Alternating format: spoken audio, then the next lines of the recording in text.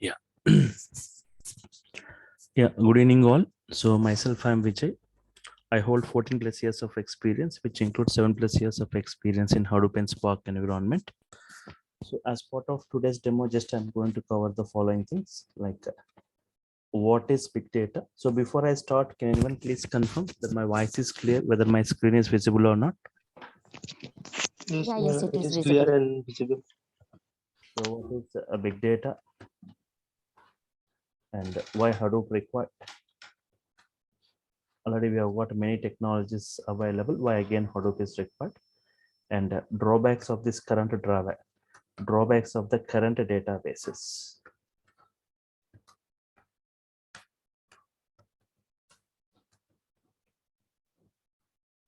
Drawbacks of databases. Right? Okay. 1 second.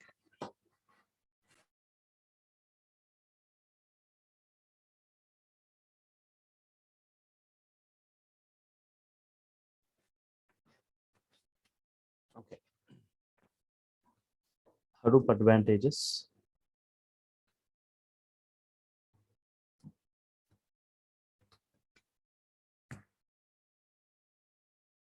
Hadoop ecosystem components.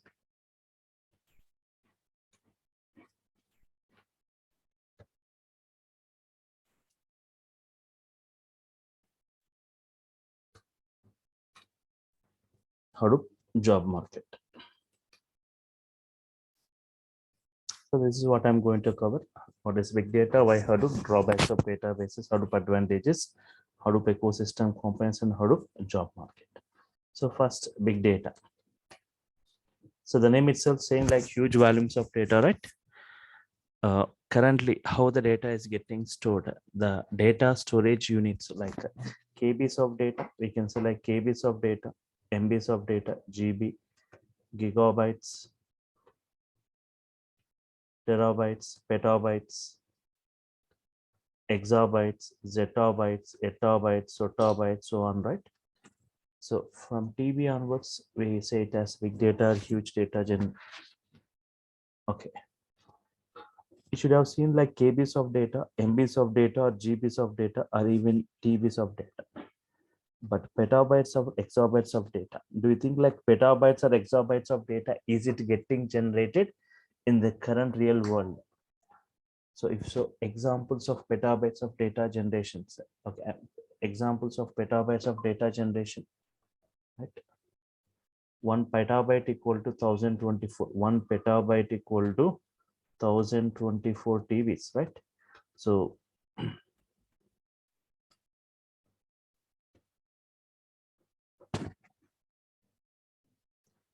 examples of petabytes or exabytes of data generation in the current real world, right? If I take like a banking sector, banking like SBI, HDFC, right? If I take any bank within the city, you can see hundreds of branches for a particular bank. Within the entire state, we can see thousands of branches. Within the entire country, lakhs of branches for a particular bank, right? Again, within each bank, we got millions of customers. Each customer making multiple transactions per day, per week, per month, per year. Each and every transaction need to be stored, right? We can see like huge transactions. Okay. For example, you are aware about social media like Facebook, right? Facebook has got users not only within the country, it has got millions and trillions of users throughout the world. It has got millions and trillions of users throughout the world. So in a minute, what is the data generated by Facebook? It is not in MBs or GBs, right? See, in a minute, how many posts and videos are getting circulated? What should be the storage capacity of it? So huge data is getting generated in TVs or petabytes, right? So not only like Facebook, if you take the example of any other application, you can see like huge data is getting generated. For example,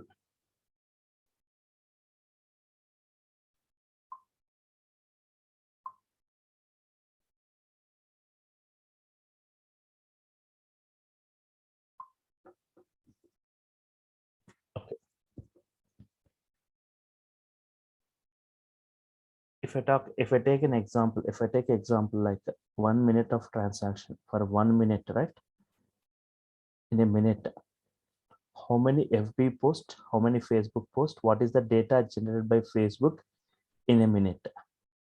If I talk like what is the data generated by Twitter in a minute? Twitter tweets keeps on generating like Twitter tweets, and in a minute, what is the data generated by Google? So everyone will be querying in the Google. So what is the data generated by Google, right? And YouTube videos upload. YouTube videos upload. Okay. What should be the storage capacity of YouTube for storing all these videos, right? In a minute, how many videos are uploaded? What should be the storage capacity of it? And if I talk about email or Gmail messages, millions and trillions of users using these email messages in a minute, how many emails? What is the storage capacity of it? Just now I was talking about the bank transactions. So for if you take any bank, like lakhs of branches, within that millions of customers, they are making multiple transactions, right? Bank transactions, huge data. Or if you take example of telecom transactions, huge data, right? Telecom transactions. Or if I take example of e-commerce websites like Flipkart or Amazon, right? So everywhere you can see like huge data is getting generated. Here we can see like huge data is getting everywhere, right? So to handle this data or to store this data and to process this data, we need to have some proper storage systems. So on an average, if I talk like all these applications generating data in petabytes of data. Okay.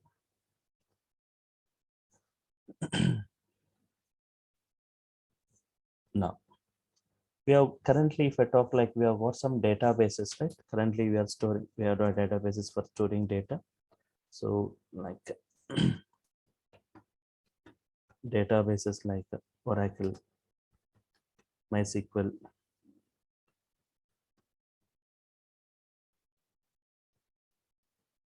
DB2, SQL Server, etc. So all this, they are used for OLTP, online transactional processing. All these databases are used for OLTP, online transactional processing, day-to-day activities, right? Record level operations. But we have got some specialized databases today, like we have got some specialized databases used for data warehouse purposes, right? For OLAP, we have got some specialized databases like Teradata. We have got like Teradata, Netija. We have got databases like Vertica, Netija, Vertica. So these databases, they're used for data warehouse purposes like OLAP, DWH, OLAP, right? Online analytical processing, OLAP, right?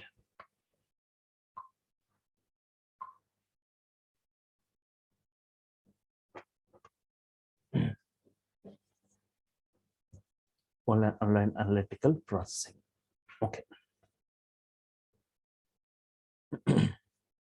But these databases are specialized databases that can handle data up to some extent, right? They cannot handle unlimited data or huge data, right? So so we need to have some proper storage systems to handle or to store and to process the data. So as a solution to all the storage level problems, we have got a framework called Hadoop. We have got a framework called Hadoop for storing huge data, unlimited data, and processing that huge data in quick time. Yeah, one second.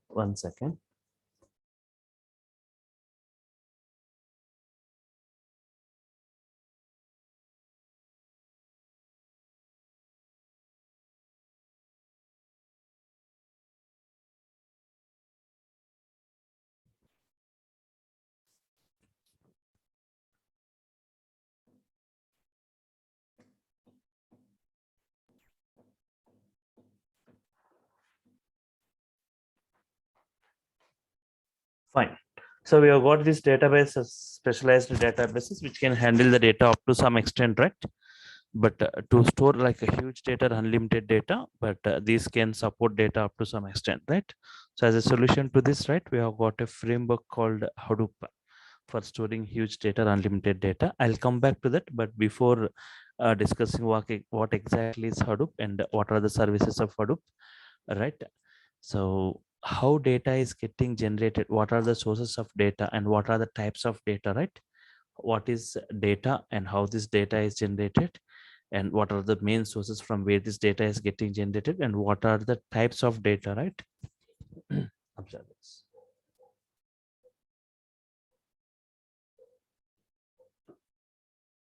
If you take, this is the data, this is what the data available in the current real world, right? This is the entire data which is available. Okay. If you take this data as got generated from the last 50 years, from 1971 to, for example, 2021, from the last 50 years, this data has got generated from, for example,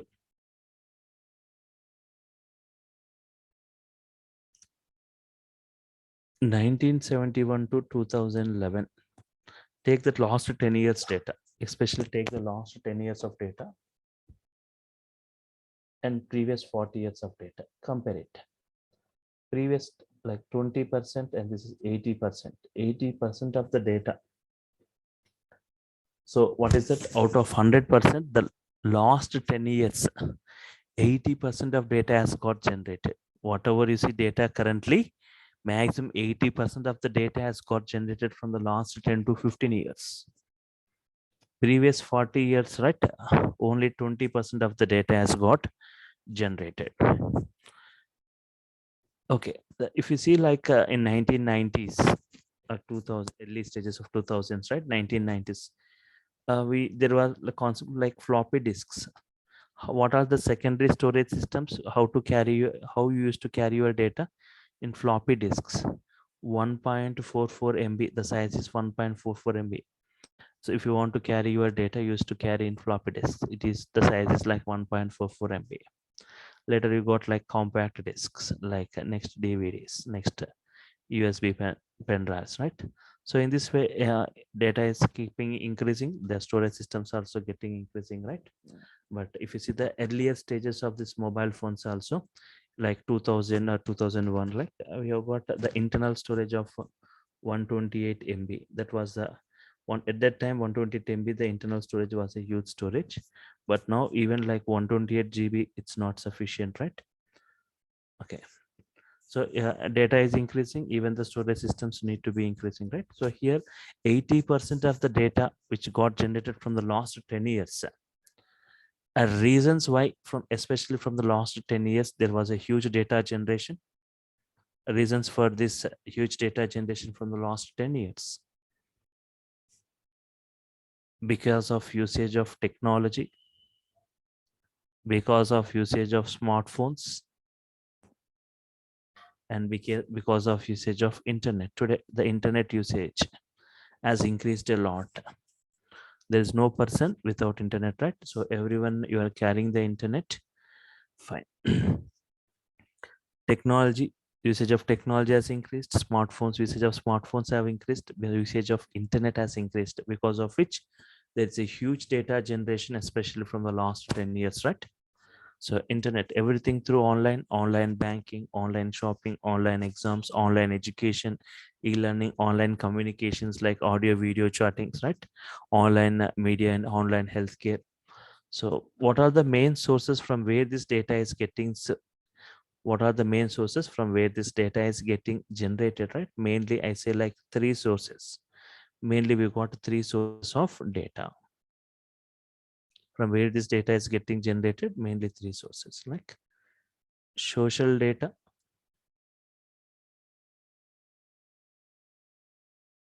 machine data, and transactional data.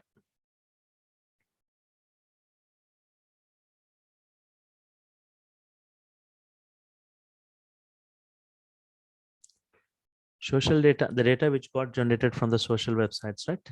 Like WhatsApp, Facebook, all this. Machine data, the data which got generated, the data which got generated from Okay. From generally the machine data, the name itself saying, right, data got generated from the machines. For example, whenever you go to any shopping malls, for the items you purchase, a huge bill is generated, right? Means the data which got generated by reading or scanning the barcodes, scanners, RFID chips, all this such kind of data we call it as machine data, right? Data which got generated by reading or scanning the barcode, scanners, RFID chips, right? Okay. Transactional data, day to day, the data which got generated from day to day operations, like bank transactions, telecom transactions, right? Such kind of data we call as transactional data. Types of data, you can see like types of data.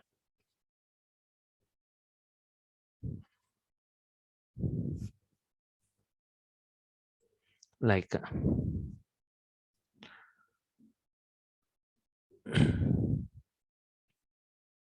structured data, semi-structured data,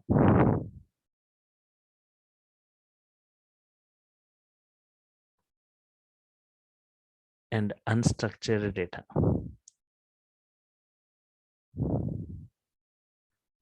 Structured data, the data, okay, which is organized in the form of rows and columns,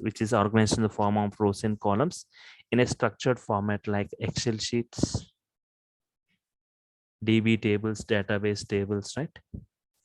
Semi-structured data, the data which is not fully structured, which is not fully unstructured, like XML files, JSON files, these things, right?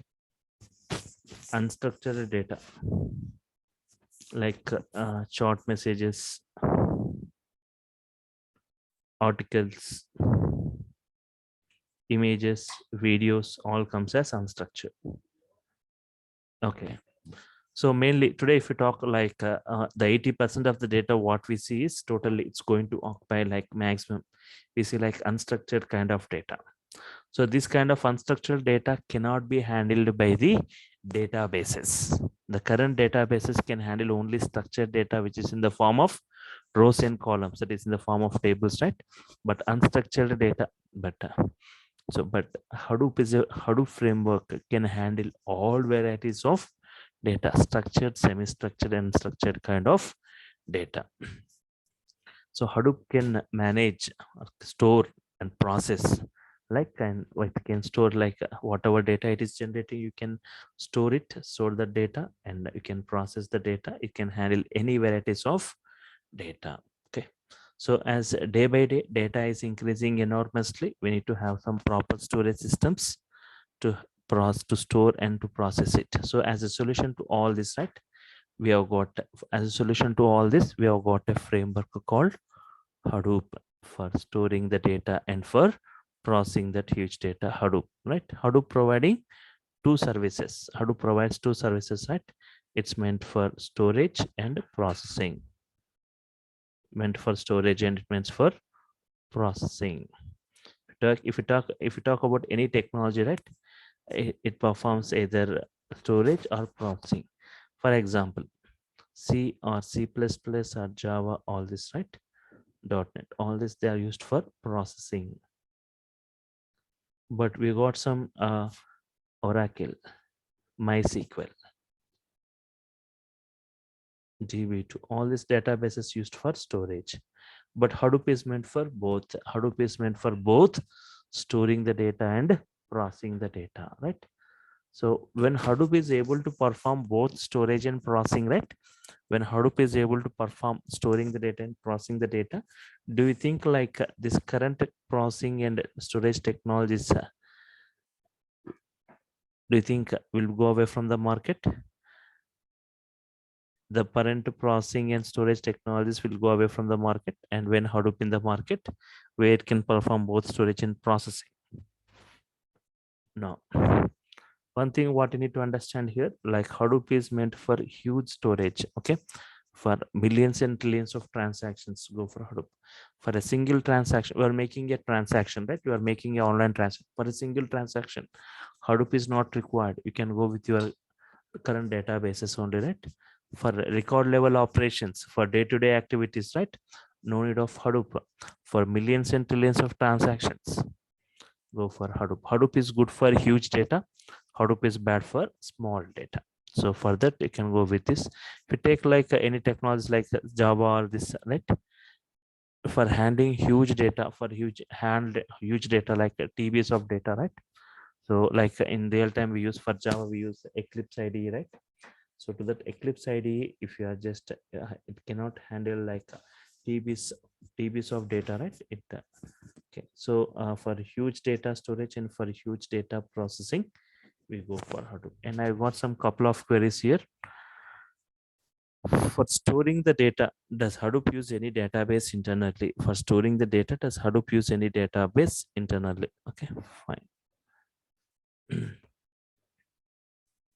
Despite of drawbacks, I'm saying like as compared with Hadoop, databases has got some little drawbacks. Despite of those drawbacks, still Hadoop doesn't go with the databases for storing its data. Instead, it's going with a special kind of file system called as Hadoop distributed file system. It is going with a special kind of file system called as Hadoop distributed file system, right? HDFS. Hadoop distributed file system, HDFS, right? So Hadoop going with a special kind of file system, HDFS. And for processing, it doesn't use any technologies like Java, .NET, all this. It is going with a parallel execution model called as MapReduce. MapReduce, or we use like Spark for processing, like MapReduce. Okay. So Hadoop providing two services, storing the data and processing the data, storing that unlimited data and processing the data, right? Okay. And for storing the data, Hadoop go with HDFS, and for processing, we go with MapReduce or Spark. Okay. Now observe this. So hope you understood what is big data and why Hadoop required. What is that Hadoop? What are the services Hadoop? Okay. Drawbacks of databases. Why Hadoop doesn't use databases like Oracle for storing its data? Why Hadoop doesn't use databases like Oracle for storing its data? Okay.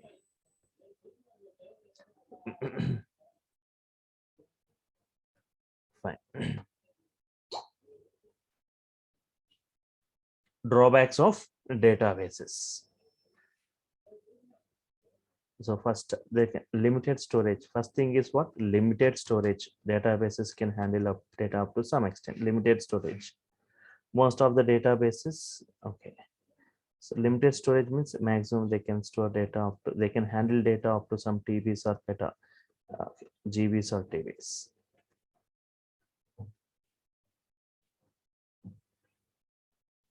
Most of the databases, no parallel processing.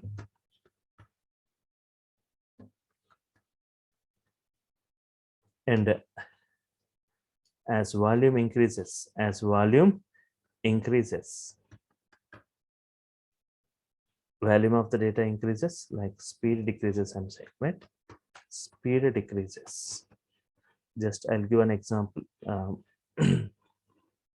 If you take an SQL query, right? For example, select a sum of amount,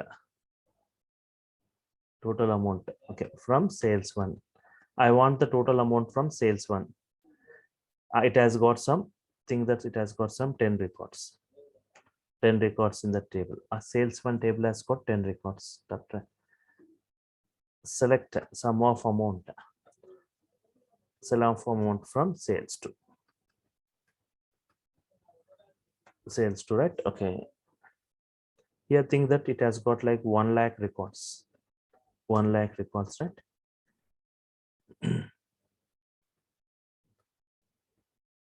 Next, for example, select sum of amount from sales 3. Sum of amount from sales 3. Okay. Think that it has got some 1 crore records, right? 1 crore records. So here, if you observe here, which query is going to execute faster? So please try to respond. Everyone are in unmuted status only. You can just speak through voice or through chat panel, right? I want the sessions to be interactive, right? So which query is going to execute faster among these three? Sum of amount, total amount of 10 records, total amount of 1 lakh records, total amount of 1 crore records. So 10 records is very 10 fast. records. The first record is going for the first query is going to execute faster, right? As compared with the other Yes. queries. So Yeah. query to query, if you observe query to query as volume increasing, speed decreasing, right? Query to query as volume increasing, speed decreases, right? Just like if you take a labor example, right? A boy carrying 5 kgs of bag, he can run with that bag. Slowly, if you are increasing his bag capacity, right, to 15 kgs, he can just walk with it. And if you are increasing more, right, like to 40 kgs, he cannot even move, right? The same way here, volume increasing, speed decreasing. But in the case of Hadoop, whatever volume, right, still the speed won't decrease. Parallel processing is going to happen. I'll demonstrate it. And one more, like complexity increases, right? Speed decreases, right? Okay. For example, select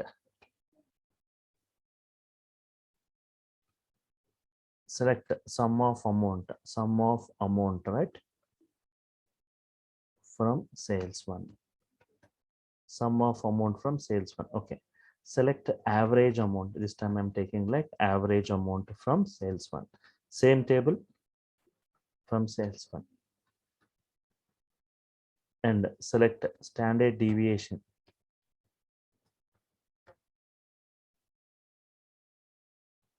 Standard deviation of amount from sales one. Observe here.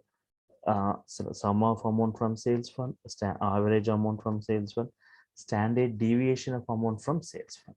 Here, among these three queries, which query is going to execute faster? Total amount of sales one, average amount, or standard deviation of amount from same thing. That sales one has got some 1 lakh records. All has got 1 lakh, 1 lakh. Same table, right? Sales one, sales one, sales one. All has got. Sum of amount one. Yeah, again the first query execute faster, right? The second, observe the second query. It's a two-step process. First sum to be calculated, next average to be calculated. As compared with the first query, second query is going to take more time. It's a two-step process. But see that the third query standard deviation means lot of internal processing required, right? As compared with the other queries, it is going to take more time, right? And the major drawback what we see in databases, right? Databases can handle only structured data. They can handle only structured data. They can only handle structured data, right? They cannot handle unstructured or semi-structured kind of data, right? Like XML files, JSON files. For example, observe this. For example, if you want to take reviews for a particular movie, right? This is a table. The table name is like reviews. User and review. Two columns are there. Okay.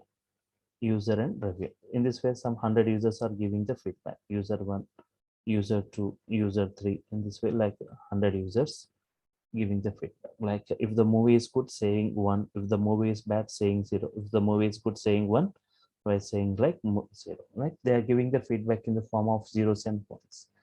Can you write an SQL query for it's a table, right? Rows and columns. Can you write an SQL query to count the number of ones and zeros of a particular column? Can you count the total number of ones, means total number of goods, and total number of like how many saying it's good and how many saying it's bad? Yeah. You can. So count aggregation, right? Select a review wise. I want review wise count. Review wise count I want. Count star. From which table? A reviews table. Group by. group by review, right? Yes. Select review wise count I want from reviews table, group by review. So the output, if you observe, so review wise grouping all ones, grouping all the ones, the count of it 90. Zeros, how many people saying zeros, and the count of it 10 people saying the 90 people saying the movie good, and 10 people saying that movie is bad. So this is what, okay, the count aggregation. We can count what is the number of goods, but generally this is fine, but the data is in a structured format, okay, but generally reviews won't be taken in the form of zeros and ones, right? They say like first person saying that movie is good. That's why they will be saying, they'll be providing the review in their own text format, like movie is not good. Third person saying like something, some movie story is not good.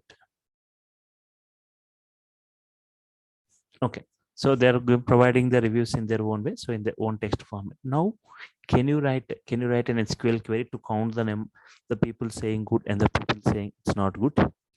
Can you write an SQL query to count the number of goods and number of not goods?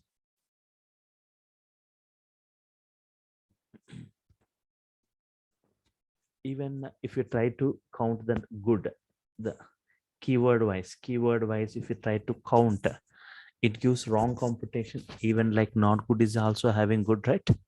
Even not good is also having good. So if 100, in all that 100 you will be seeing good, in that some not goods also are available, so wrong computation.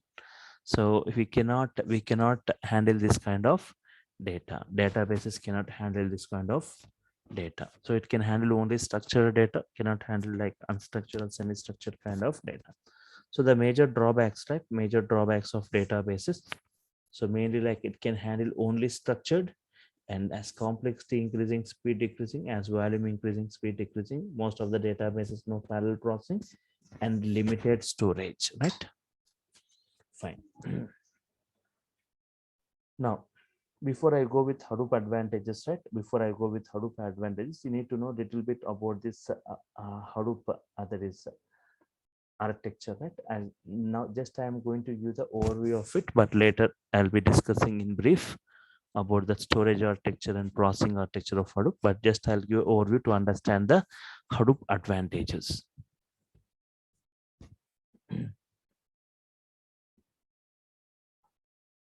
Hadoop won't follow client server architecture. Hadoop follows master slave architecture. Hadoop follows what? Single master and multiple slaves. Hadoop follows single master and multiple slaves. Master and slaves, right? This master, this is a slave. The master and slave. Master and slave. Master node, slave node. S1, S2, S3. These are called as slave nodes. So in Hadoop terminology, like master node or name node, we say like name node. Slave nodes are data nodes.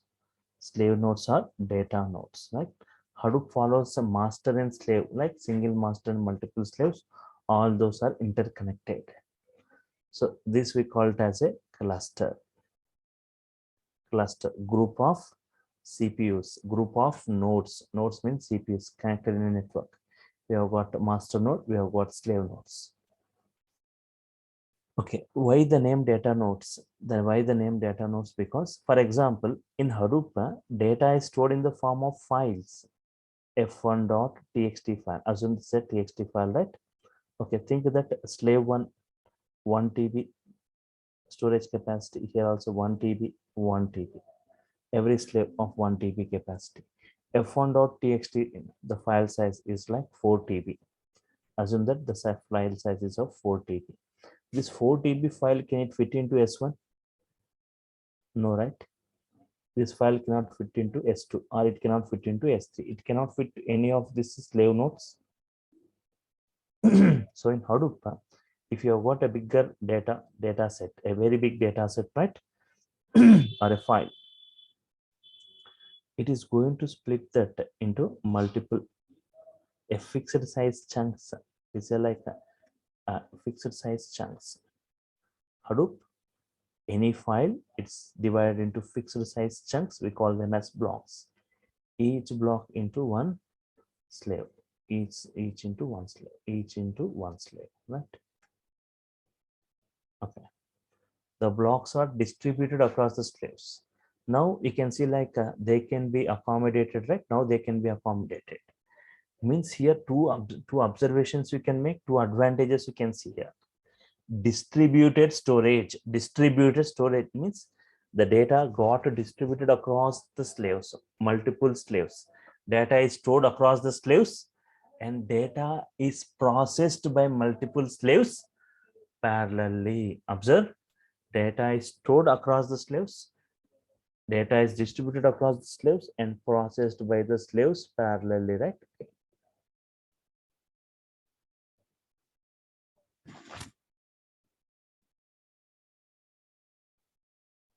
Okay.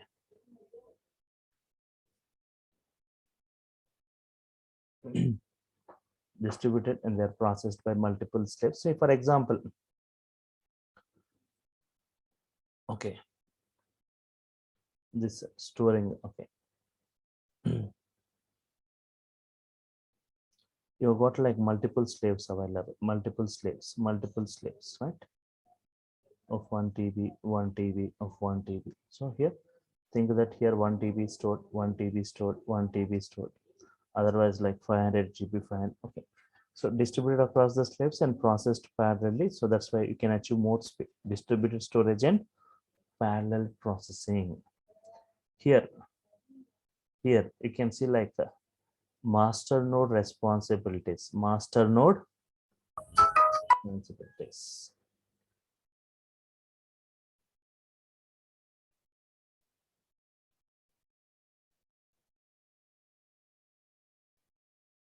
Task assignment,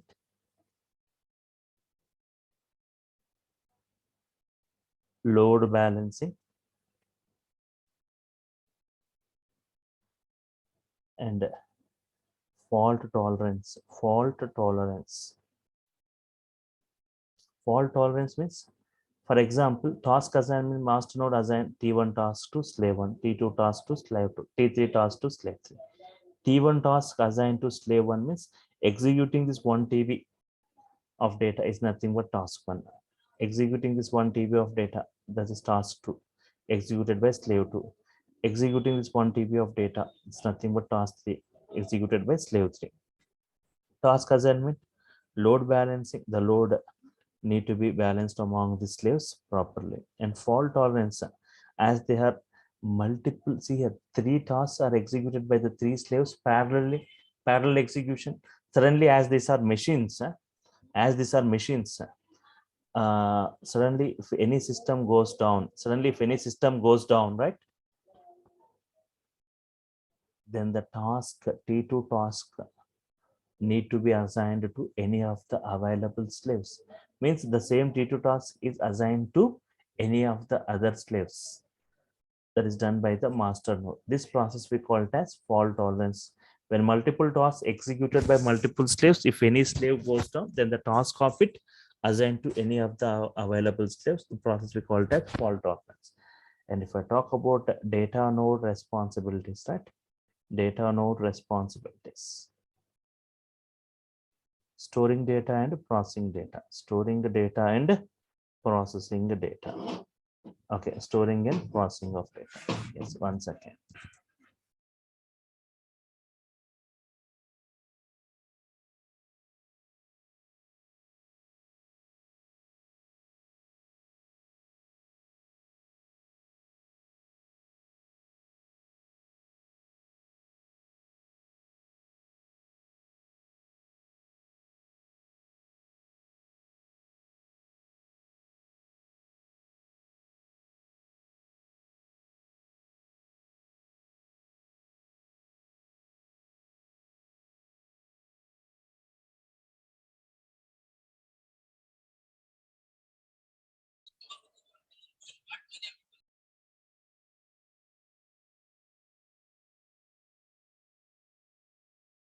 Fine.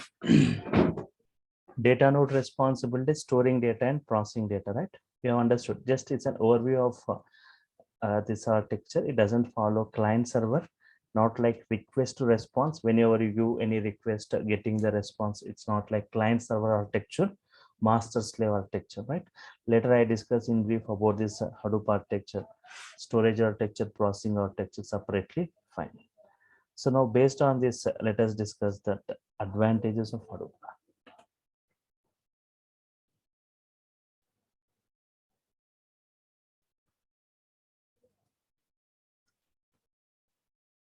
Hadoop advantages. Unlimited data storage, unlimited data storage.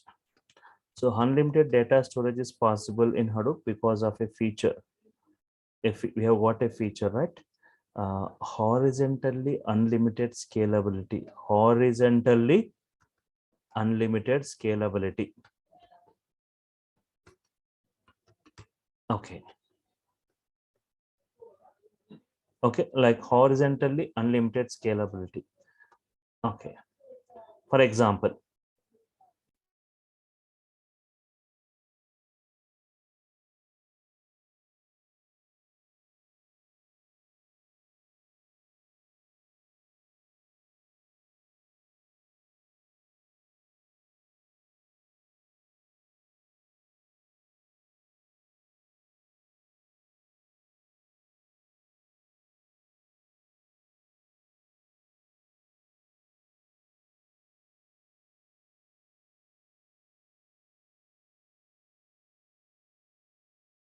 For example, if you are running a business with only like 10 slaves, for example, if you're running a business with 10 slaves, S1, S2, S3 up to S10, right?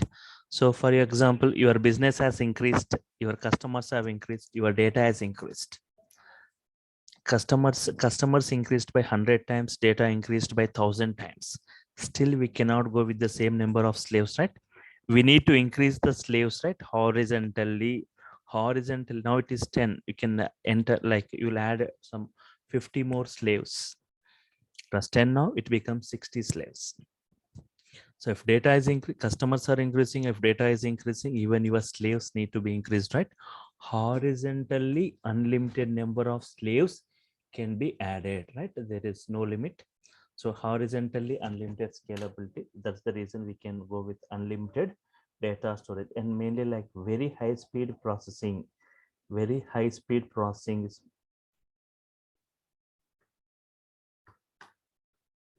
very high speed processing is possible because of parallel processing. Because of what?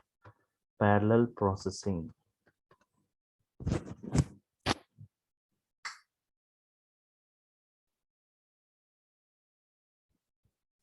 Yes, yeah, Nitish Gupta, you have asked a query, right? Yes. Master node, you can we have only one master node or multiple master node means, for example, if one slave is down, the other slave can perform the task. If this slave also down, we have what many other slaves to perform the task. Okay, for example, for a constructional work, you have got some labor 1, labor 2, labor 3, some 10 labors are there. You have given 10 tasks to 10 labor. Suddenly, if one labor not feeling well, right, the same task will be assigned to any one of the other labors. If one more person is not feeling well, again, that task can be assigned. The same way here also, the slaves, the task can be assigned to any of the other slaves like master. But if master is down, if master node itself is down, the entire cluster will be down. Entire cluster will be down. No storage, no processing can be performed. So what we go, like we have immediately got a secondary name node. We have got concept of secondary name node. But from Hadoop 2 version onwards, there is a concept of having multiple name nodes. Yes, yes, yeah. What like if master node, we can from Hadoop 2 version onwards, name node 1, name node 2, name node 3. Multiple name nodes concept is introduced from Hadoop 2 version onwards. Multiple name nodes. One name node 1 will be active. Name node 2 and 3 will be in passive. Okay. When active name node is down, any one of the passive name node will become active. Right?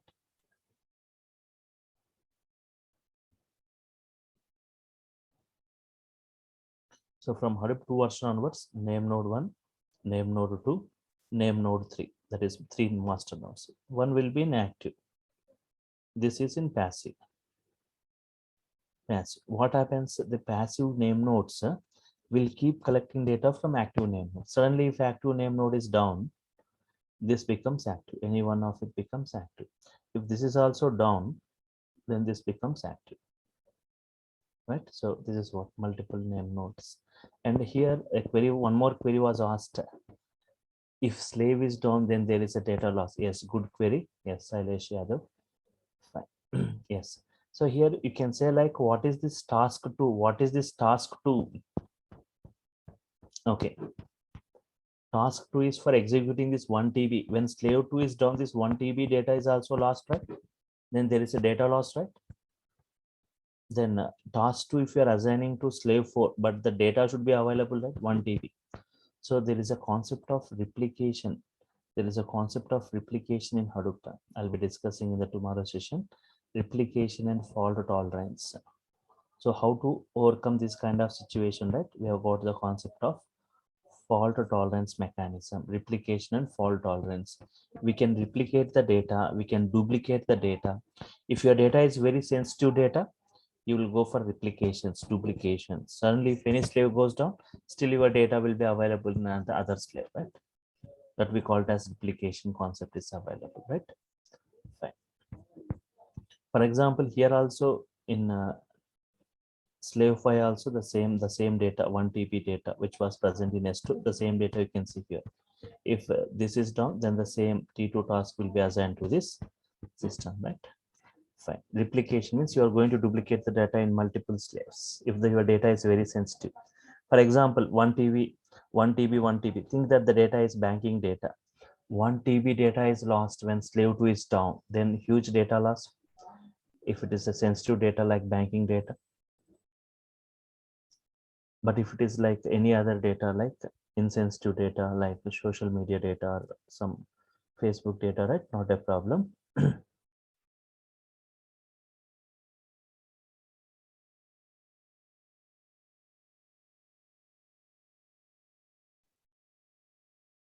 Okay. Fine. So I was discussing the Hadoop advantages, right? Very high speed processing because of parallel processing and unlimited data storage because of horizontally unlimited scalability. So in the case of parallel processing, just I'll give a labor example, right? Parallel and non-parallel, non-parallel and parallel, non-parallel and parallel, right? Okay, non-parallel and parallel. Non-parallel means one person preparing one item, taking 1 minute. The same one person preparing one item, taking like one person preparing 10 items, takes 10 minutes. The same one person preparing 100 items, taking 100 minutes, right? Same one person preparing 1,000 items, taking 1,000 minutes, right? But in the case of parallel systems, right? One item, 1 minute only, 10 items also 1 minute, 100 items also 1 minute, 1,000 items also 1 minute, right? Okay. So it takes 1 minute only. Here, 10 persons preparing 10 items, 1 minute. 100 persons preparing 100 items, 1 minute. 1,000 persons preparing 1,000 items, 1 minute. But here in our terminology, systems. 10 systems running parallelly, 1 minute. 100 systems running parallelly, 1 minute, right? So parallel processing you are going to see. And can handle all varieties of data. Can handle all varieties.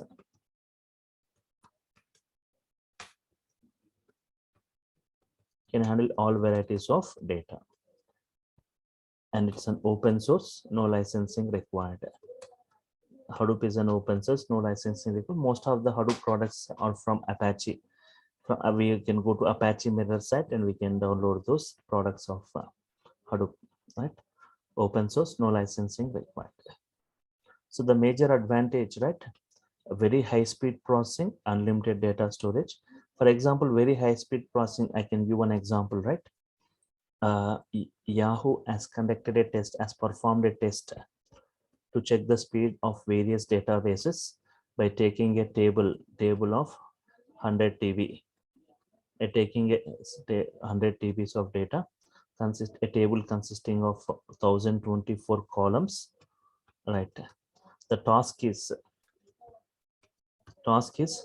sorting based on 16 columns, sorting based on 16 columns, not in a single column, sorting based on 16 columns. What is the time taken by the various databases, right? Time taken. First, like Oracle has taken nearly 3.5 days to process it, and MySQL, it has taken nearly 6 days to process it. It has taken 6 days. And if you talk like specialized databases like Teradata, it has taken just 4.5 hours, right? It has just taken 4.5 hours to process it. And Netija, it has just taken 3 hours, right? 3 hours. And finally, Hadoop, it has just taken 3.4 minutes to process it. That is what the speed of Hadoop as compared with other things, right? The latest version of Hadoop has just taken 1.2 minutes only. Has just taken 1.2 minutes. This is what the speed of Hadoop as compared with the other things, right? It has taken days and hours. It has taken minutes of time. That is what the Hadoop speed, very high speed and unlimited data storage. In the tomorrow session, I will be discussing more on this unlimited storage. Why only Hadoop can perform unlimited? Why databases like Oracle, these things, why they cannot perform unlimited data storage? Even like Teradata and Netija, why they cannot perform unlimited data storage? Why only Hadoop only is possible? And more examples on that storage level. Storage point of view, Hadoop is proven in the market. Processing point of view, Hadoop is proven in the market. All varieties of data, and also like I'll be discussing in brief, okay, the about ecosystem components and examples on this, okay, and how exactly data stored and processed. Now I'll be showing you what is that course, that is course content. What are the topics I'm going to cover as part of this course? What are the components? What are the ecosystem components I'm going to discuss as part of this course, right?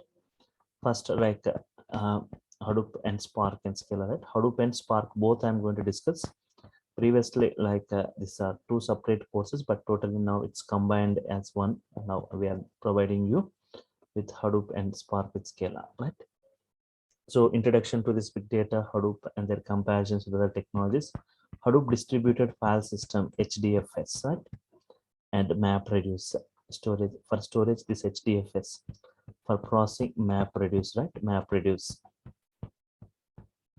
And the scoop, there is a component called scoop, SQL plus Hadoop. SQ, the first two characters of this and last three characters forms scoop, right? Means importing data from databases to Hadoop, from Hadoop to databases, importing and exporting, right? How to import data, how to pull data from different databases to Hadoop environment, and how to perform the various operations. I want only like specific rows, I want only specific columns, I want to match the data before you import data to Hadoop. I want to group it, I want to filter. You can perform all those operations, right? Horizontal matching, vertical matching, grouping, segregations, filtering, transforming, all this with multiple working examples. And Yawn, yet another resource negotiator. From Hadoop 2 onwards, we have got some architectural changes. So comparison Hadoop 1 to, okay, these versions. And what do you mean by speculative execution, speculative job, and speculative task? Yarn architecture and Yarn components, everything, right? And Apache Pick, it's a one of the scripting language, simple scripting language, right? So Apache Pick and Hive, the important component Hive. In brief, we'll be discussing Hive for more sessions on this Hive. It's an important component of Hadoop, which is mostly used in every project. It's a kind of data warehouse kind of environment in Hadoop framework, where we process the data and store in the form of tables. Data is organized in the form of tables in Hive.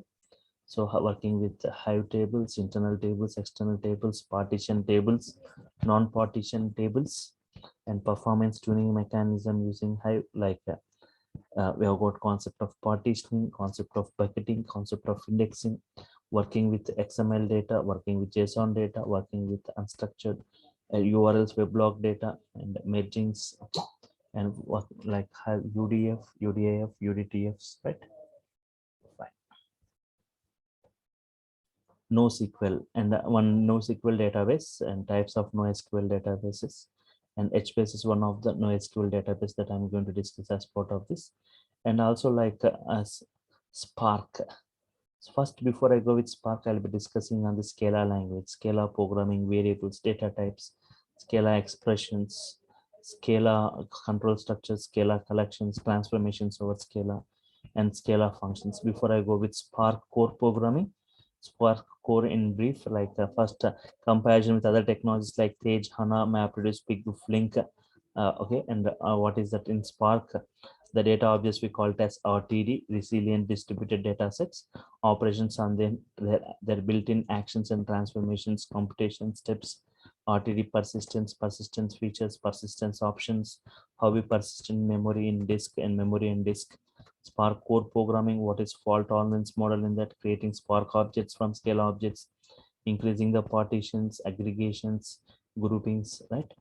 Groupings and aggregations, various steps involved in that process of group by, reduce by key, and what are the various built-in transformations and actions that RTD API. So that everything will be discussing. Apart from that, like Spark SQL, how to like making data structured case classes SQL, right? And working with CSV, working with JSON files, and deployment modes in local mode, in cluster mode, how we can run them, and Spark applications, stages and tasks, driver and executor, and Spark submissions, how to submit a Spark job using IDs like Eclipse ID, using ID like IntelliJ ID, and using build tools like Maven build tool, using SBT build tool, and also that knowledge on the Spark and Cassandra will be provided, right? This what in brief, in depth, we are going to discuss about this Hadoop and Spark components, right? Fine. So now if you've got any queries, you can go up with your queries, right? Anyone? Now, okay. Sir, You people can attend the sessions tomorrow and day after tomorrow also to see more on this Hadoop, right? So same time, same link, you can follow to see more on this Hadoop. Yes, go with your query. so do we get recorded videos as well? Yes, definitely you'll be getting daily recorded sessions, right? The recorded video you'll be getting. So what is the duration of this course? Duration of the course, like it goes like 2.5 months to 3 months. Okay, what number of hours exactly? Number of hours? Number of hours will be like 1 second. I'm sorry.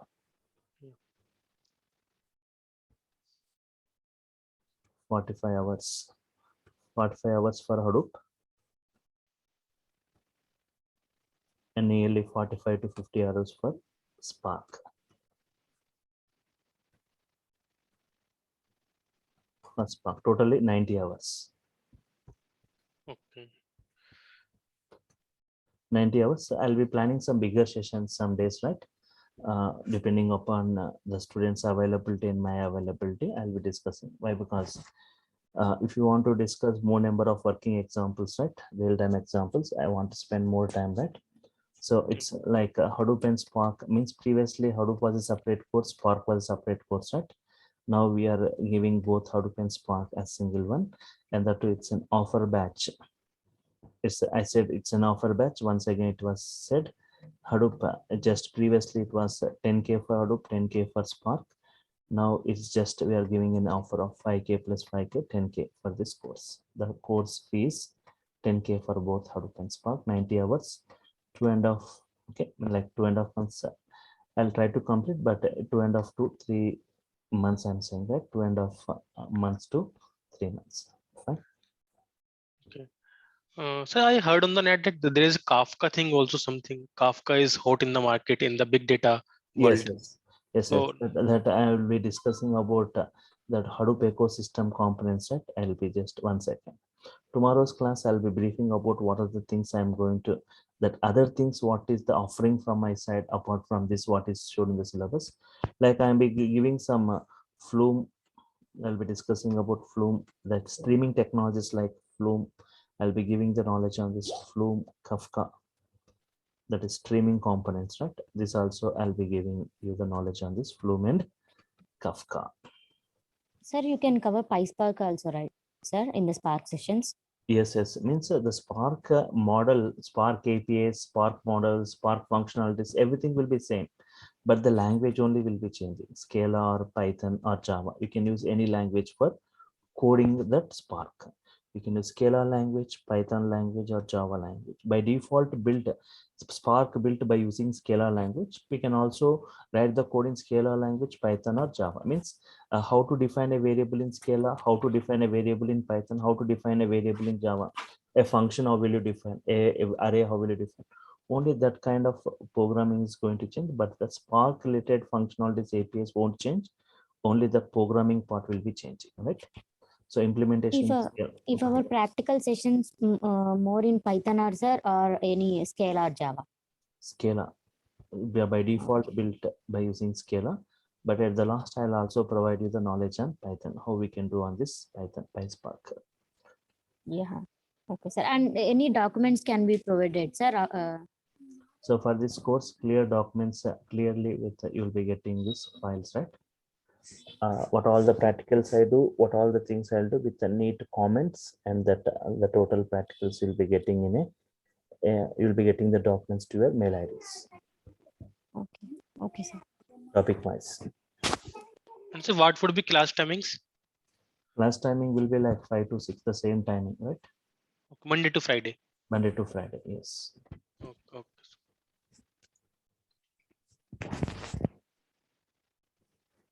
Fine. Yeah.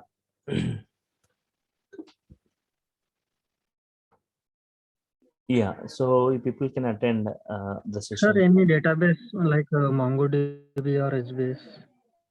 HBase I'm discussing, I showed you, right? In HBase I'm going to cover no SQL database in this syllabus. It's totally in brief, in depth, and not only this, observe this HBase, totally this HBase is covered, right? HBase basics, all this, and integration of HBase, high-end HBase integration, and this integrations also I'm going to show you, like Spark with Hive integration, Spark with MySQL integration, Spark with NoSQL integration. Okay. Okay, fine. Do we cover any cloud service? At the last, I'll be showing you those things, right? How to perform. Okay. Okay. Fine. Okay, you people can attend the session tomorrow and after tomorrow also to see more on this. What is that? Okay, you can follow the same timings and same link to see more on this, right? So I hope I have done with your queries. Still, if you have got any queries, you can ask me up in the tomorrow session. Okay, fine. So thank you all for your time. Thank you. Meet you tomorrow. Thank you, sir. Fine.